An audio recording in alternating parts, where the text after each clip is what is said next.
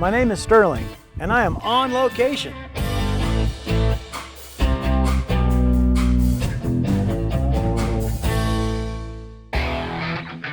The Pacific Northwest. A diverse geographic region full of splendor, majesty, and outdoor adventures. A place ready for exploration, and Dogmatics and I are ready to experience it all.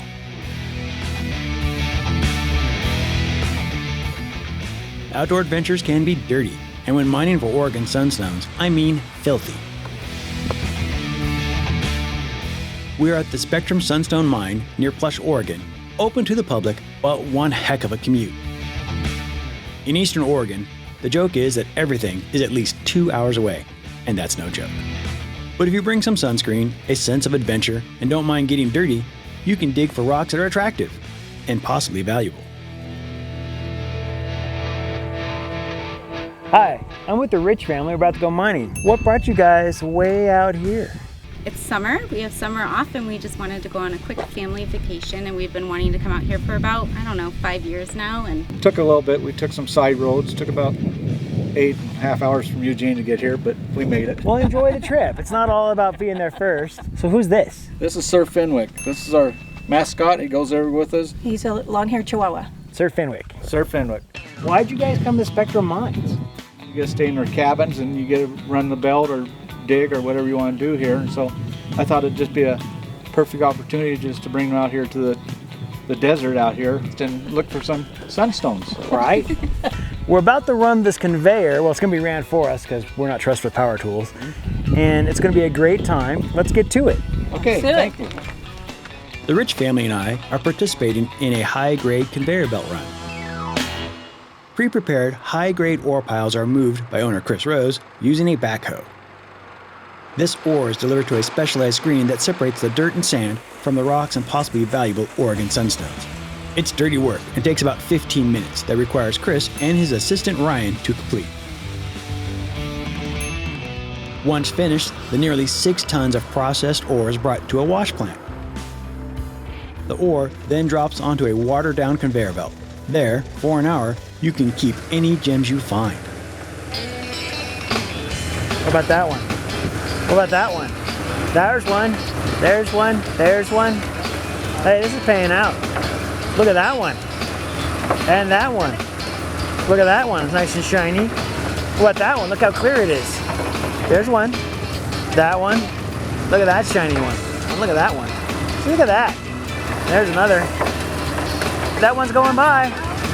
I'm gonna make a stack. Oh, that was nice, yeah. There's one. There's a lot of good rocks going by. One of the things that makes these sunstones unique here is all copper inside, which looks really pretty. This is definitely the way to do it. I mean, if you were out in the desert, you'd be doing this for hours with a shovel and probably crying, and you'd be getting 5% of what these guys are doing here in an hour. And they get to be right here at the buffet line. Wow, look at that. After an hour on the belt, we gathered together to examine the loot. We had pounds. That seems like a pretty good collection. How long do you think it would take you with a shovel out in the desert to do that? Probably a couple months. I like this one the best though. That's because that one is the best. Oh, well. To get it to this point where there's a stack of stones sitting there, we have to start in one of the pits out here. We know what's in each pit because we've run enough that we have a pretty good idea. So we'll go dig it out with the pit. We'll make a stockpile of ore sitting out there. The sunstone is like everything that's in the gravel sides, so basically like from that up to, something like that. You definitely know what you're doing. From here, what are you guys gonna do with it? Put it in jars and set it on a shelf and look at it. All right.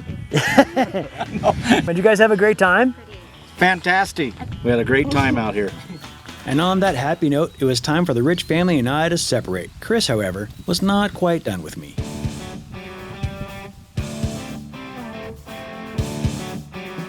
Why are we in this pit? Have I done something to piss you off? Well, you don't see the backhoe over here, so apparently not. No, not that bad. No, we're in here because this is where we get the ore, that we run through the plant. Okay. Give me the pick. Well, let's do it. I have the pick. Right here, boss? I would dig right around in here. Oh, look, there's some right there, actually. See that? Let's just pull that one out, right? If you're just gonna volunteer like that. There you go, boss. Thank you. You're welcome. What's the pros and cons of doing this? You're digging in really concentrated material, so your chances of finding color like you just did right off the bat are really good. I have a new job. You're hired.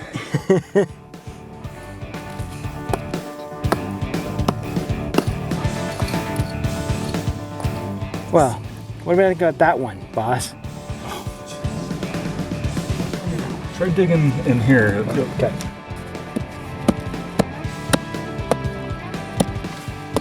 You'd get tough arms doing this.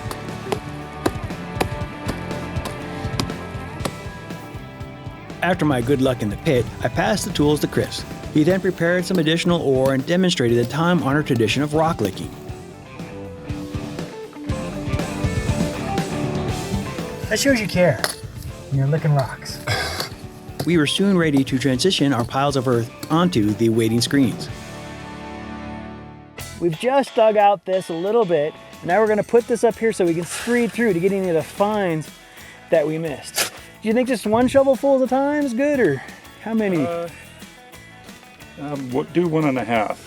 That seems to be about right. There you go. That's it. Just shake it vigorously, and then the next thing you want to, that's good enough. And then what you want to do is just kind of let us crunch right through the skin. See that? Yeah. And if they're smaller than this, you don't really care. Yeah, if they fall through here, we don't want them. Should we check that on the ground? Just pick them up. There, okay, there's the right. Gloves are fired.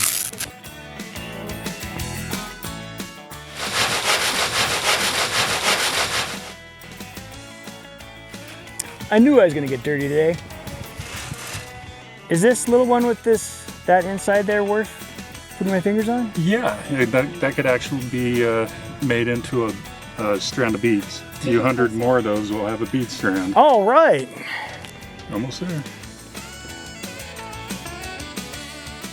Here, lick that one for me. I don't want it, but you can see the red in there.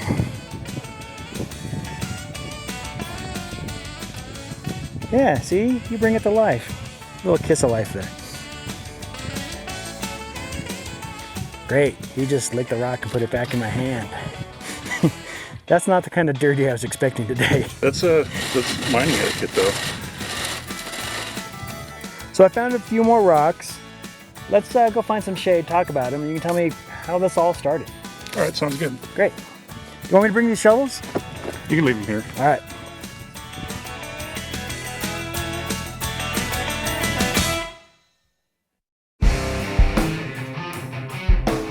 I've had a full day so far at the Spectrum Sunstone Mine. I watched owner Chris Rose and his colleague Ryan prepare ore through the processor. Picked raw gems off the conveyor belt with the Rich family. Mined for sunstones the old-fashioned way in the pit, with a rock pick, shovel, and screen. Now, Chris and I sat down in the shade, talked about how it all started. Chris, thanks for joining us today. What do you have here? Well, we have some samples of the Oregon Sunstone, what it looks like after it's been dug out and faceted and polished. You can see the range of colors from yellows to orange to deep red. Mm-hmm. I personally, I like the really deep reds like this one. That's nice. So how'd you get started in all this? Well, it was about 20 years ago. I was sent out here to write an article for a gemstone magazine. I was supposed to write an article on Oregon Sunstone, on one of the mines that was operating out here back then. And when I was there getting the information for the story, one of the original mine owners from the first claims that were out here in 1972 approached me about selling the mine to me. And so I ended up buying it and becoming a sunstone miner. So you already knew a little bit about it? Not very much at all. I mean, I knew what Oregon Sunstone was, and actually the very first sunstone I saw was when I drove up here. One of the miners stuck this baseball-size sunstone in my face, and they just found today. That got me hooked. When I first got this mine, there was no development here. It was nothing but sagebrush. But there was one hole that was about 10 feet long and 5 feet wide. Unfortunately, in that one hole, it was very rich, which is the reason I agreed to buy it. Yeah. But I was really just making the assumption that it wasn't just in that one hole, because there wasn't any other holes showing to show that it was a more widespread deposit. So a little bit of a roll of the dice, a little bit just jump into the adventure, go become a miner. So you've been doing this 20 years. Why? I've been doing this over 20 years, really, because I've been a rock hound since I was 13, and I just absolutely love, gems and minerals and rocks and geology. I went to school for geology, so I've always been into it. And I mean, there's nothing like pulling out a mineral or crystal or gemstone out of the ground that no human has ever seen in all ever. Yeah. Yeah, and it's you got exciting. Beautiful things. Do you think you have millions of dollars here? Well, yeah, and just raw value. If they were all jumped out of the ground themselves and just sat right there in a pile. You took the vibrator and they just came up and liquefied the earth, and there it rose. Sure. Yeah, with a magnet or something. Many millions. Well then. It's really unique, because we really are out in the middle of nowhere. These sunstones have copper in them, which give them the color, and this region of Oregon is the only place in the world that has that. There's a set of Oregon Sunstone Mines, but it's all in this region of Oregon and nowhere else in the entire world. Yeah, what an accidental find that must have been for that first guy. Well, thanks for letting me come out today. I really appreciate it, and letting me experience the Belty and do some digging with you and some shoveling. And I'm glad we found some stones that I hope you can do something with. Well, it was awesome having you here, and come back again anytime. On that note, I made my way back toward civilization. The uniqueness of Oregon Sunstone is its inclusion of elemental copper. I contacted Marley Miller, a geologist with the University of Oregon and its Museum of Natural and Cultural History, to explain it all to me. After a long drive and a hot meal, I arrived at the U of O Museum, hoping to play with some exhibits, browse the gift shop, and leave behind some graffiti before finding Marley. I found Marley at an exhibit of roadside geology of Oregon created by her. Hi, Marley. Hey, Sterling. Hi. So what are we doing here today? Well, I'm looking at rocks. Well, great. We're at Spectrum Mines out of 395 just yesterday, and we were finding Oregon Sunstone. Awesome. Well, you're actually looking at this kind of rock. That looks familiar. Yeah, this is basalt. It's a Vestines basalt. And if you take a look with the hand lens, you see these, take the lens and put it right up to your eye. Okay. And actually I can feel it on my eyelashes. I bring it that close, and then you bring the rock up to the lens, and then it'll come into focus and you get closer. Yeah. Wow. So those big crystals are called plagioclase. Are they like baby sunstones? Well, sunstone is a type of plagioclase. It's a special type of plagioclase. Okay. Yeah. And it's amazing because a lot of people have countertops made out of labradorite. It's called granite, but it's actually labradorite. Sunstones are then a type of labradorite that have tiny, tiny particles of copper disseminated through the crystal structure, and it gives it a kind of a shininess.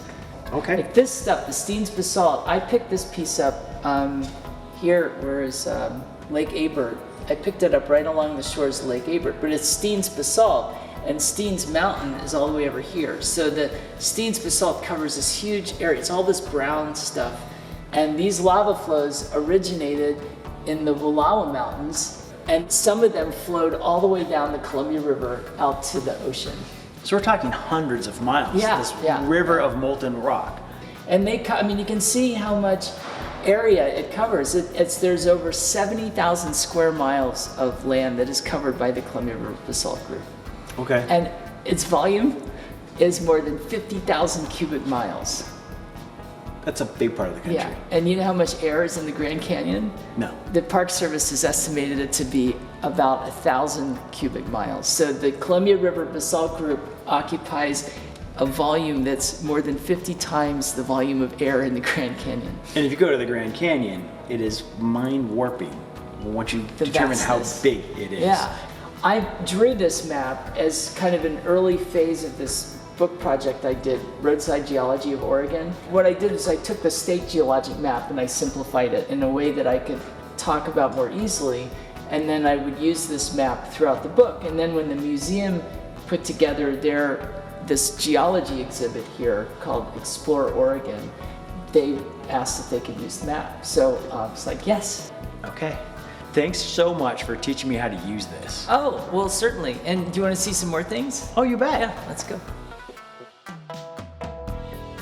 Marley showed me other Explore Oregon exhibits in the museum, which includes a huge raised relief map of the state, plus an impressive fossil collection from the nearby John Day fossil beds. Visiting the museum and mining for Oregon Sunstones were experiences I am not likely to forget anytime soon, and positively an outdoor adventure I would do again.